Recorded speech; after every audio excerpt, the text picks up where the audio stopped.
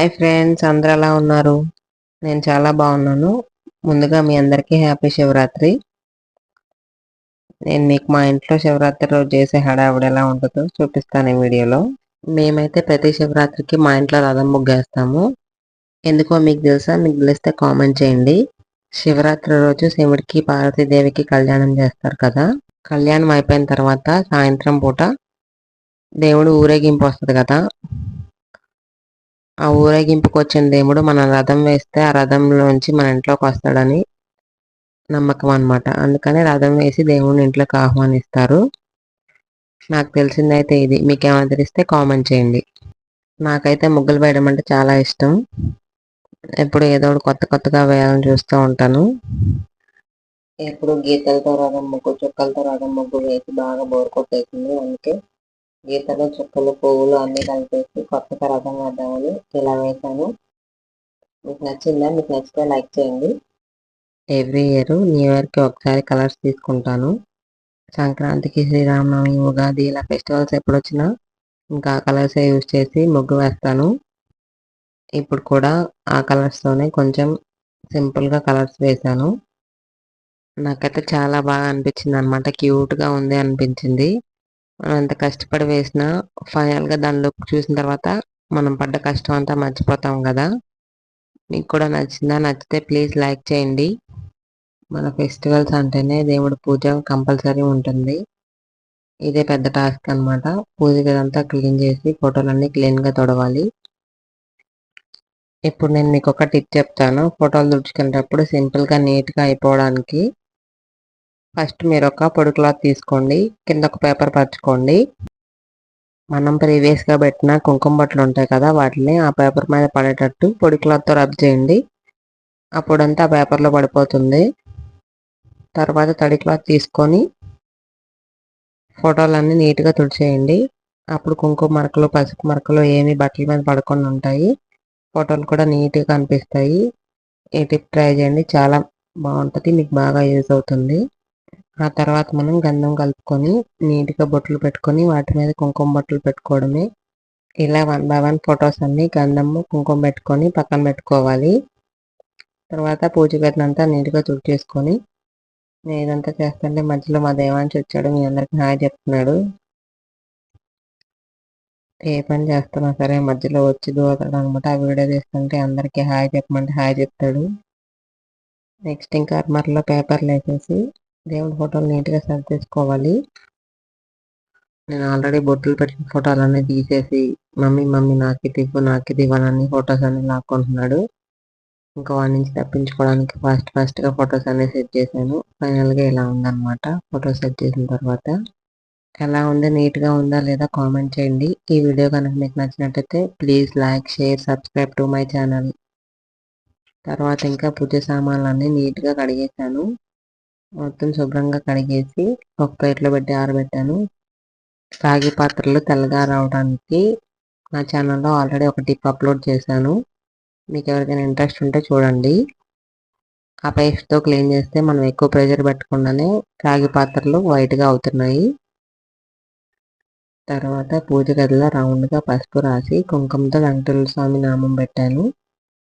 ఆ తర్వాత పూజ గదిలో దీపం పెట్టడం కోసం కింద అంతా నీట్గా తడిగుడ్డతో తుడిచేసి కొంచెం గంధం తీసుకొని దాంట్లో వాటర్ వేసి కింద రౌండ్గా అలికాను. అలికిన తర్వాత కొంచెం బియ్యం పిండి తీసుకొని చిన్న ముగ్గు ఒకటి వేశాను. ఆ ముగ్గు మీదే పసుపుతో కుంకుమతో డెకరేషన్ చేశాను. ఆ తర్వాత చల్లగుంజని శుభ్రంగా తడిగుడ్డతో తుడిచేసి పసుపు తీసుకొని కొంచెం తడిపి దాని మొత్తాన్ని చల్లగుంజకి అప్లై చేయాలన్నమాట. కుంకుమ తీసుకొని అడ్డంగా గీతలు గీసి మధ్యలో డాట్స్ పెట్టాలి. ఈ చల్లగుంజ ఎంతమందికి తెలుసు, ఎంతమంది ఇళ్ళలో ఉంది కామెంట్ చేయండి. మధ్యలో మళ్ళీ వచ్చాడు అనమాట బుడంకాయ గాడు. ఏ పని చేస్తున్నా సరే మధ్యలో వచ్చి దూరుతూ ఉంటాడు.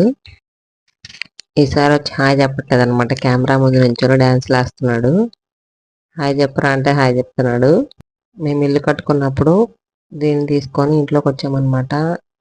మా సైడ్ కంపల్సరీగా అందరిలో చల్లగుంజ ఉంటుంది. మళ్ళీ ఏం చేస్తుందిరా బాబు, మళ్ళీ పసుపు కలుపుతుంది అనుకుంటున్నారా? ఇంకో టాస్క్ ఉందన్నమాట. అదే పసుపు రాసి గుమ్మాలకి బొట్లు పెట్టాలి. ఇప్పుడు మనం ఇంట్లో పూజ చేసిన ప్రతిసారి గుమ్మానికి కూడా పసుపు రాసి బొట్లు పెట్టుకోవాలి. ఎందుకంటే గుమ్మాన్ని లక్ష్మీదేవిగా పూజిస్తారు హిందూ సాంప్రదాయంలో. అందుకే కంపల్సరీ ఒకవేళ మీరు పెయింట్ వేసుకొని ఉన్నా కొంచెమన్నా రాసి బొట్టు పెట్టుకుంటారు చాలామంది. మేము పెయింట్ వేయించుకోలేదనమాట. అందుకని నేను మొత్తం రాసేసి బొట్లు పెడతాను. బొట్లు పెట్టడం అయిపోయిన తర్వాత బియ్యం పిండితో మధ్యలో కుంకుమ మధ్యలో గీతలు గీస్తాను. ఇలా గీస్తే చాలా అందంగా ఉంటుంది. నాకు చాలా ఇష్టం ఇలా గీస్తే. మా ఇంట్లో 2 గుమ్మాలు ఉన్నాయి అన్నమాట. రెండిటికి పసుపు రాసి బొట్లు పెట్టి ముగ్గుతో గీతలు గీసాను. నేను ఒక పక్క నుంచి ముగ్గులు గీతలు గీస్తూ ఉంటే మా దేవాంశ్ కూడా ఒక పక్క నుంచి ముగ్గులోంచి గీతలన్నీ జరిపేస్తూ ఉన్నాడు. గీసిన 10 నిమిషాలు కూడా ఉన్నాడు అనమాట. అయినా సరే నాకు మాత్రం ఎప్పుడు గీయాలని అనిపిస్తూ ఉంటుంది. మీ ఇంట్లో కూడా మీ పిల్లలు ఇలా అల్లరి చేస్తున్నారా? గుమ్మాలకి బొట్లు పెట్టడం అయిపోయిన తర్వాత పూలు కోసుకోవడానికి వచ్చాను. మందార పూలన్నీ కోతులు తినేస్తున్నాయి అనమాట. మందార పూలు ఒక్కటి కూడా ఉంచట్లేదు. ఇంకా కనకాంబరాలు కోసాను. మా ఇంట్లో తమలపాకు చెట్టు కూడా ఉంది. చాలా కష్టపడి పెంచుతున్నా దీన్ని. ఎంత వాటర్ పోసినా కానీ ఎప్పుడు ఫెస్టివల్ వచ్చినా అప్పుడు ఒక 2-3 ఆకులే కోసుకుంటాను. ఎక్కువ కోస్తే చెట్టు పైకి రాదనేసి. ఇంకా దేవుడికి పూలన్నీ అలంకరించేసి పూజ స్టార్ట్ చేయాలన్నమాట. ఇప్పుడు మనం ఆల్రెడీ ఇందాక రెడీ చేసుకున్నాం కదా, గంధం రాసి ముగ్గేసాను కదా, అక్కడ 2 తమలపాకులు పెట్టాను. ప్రమిద పెట్టి దాంట్లో ఆయిల్ పోసాను. ఆయిల్ పోసిన తర్వాత ఒత్తులు వేసి దీపం వెలిగించాను. దీపాన్ని నేను డైరెక్ట్గా వెలిగించాను అనమాట. అగరబత్తీలకు వెలిగించి తర్వాత దీపాన్ని వెలిగిస్తాను. నాకు ఫస్ట్ నుంచి ఇంకా అలవాటు అయిపోయింది. తర్వాత దీపానికి కొంచెం పసుపు కుంకుమ బొట్లు పెట్టేసి అగరబత్తీలు వెలిగించాను కదా, దేవుడికి చూపించేసి అలా పూజ చేశాను. ఈరోజు దేవుడికి నైవేద్యంగా రాగి పిండితో పాయసం చేశాను. ఆ దేవుడికి పెట్టేశాను. ఆ తర్వాత దేవుడికి హారతి ఇచ్చేసాను. అయిపోయిన తర్వాత బయట తులసి చెట్టుకి పూజ చేయడం కోసం అన్ని సిద్ధం చేసుకొని తులసి చెట్టుకి నీళ్లు పోసి అక్కడ కూడా ముగ్గు వేసి పసుపు కుంకుమ వేసి పూజ చేశాను. నైవేద్యం కొంచెం అక్కడ కూడా పెట్టాను. అయిపోయిన తర్వాత దేవాంశికి స్నానం చేయించి దేవాంశిని రెడీ చేశాను.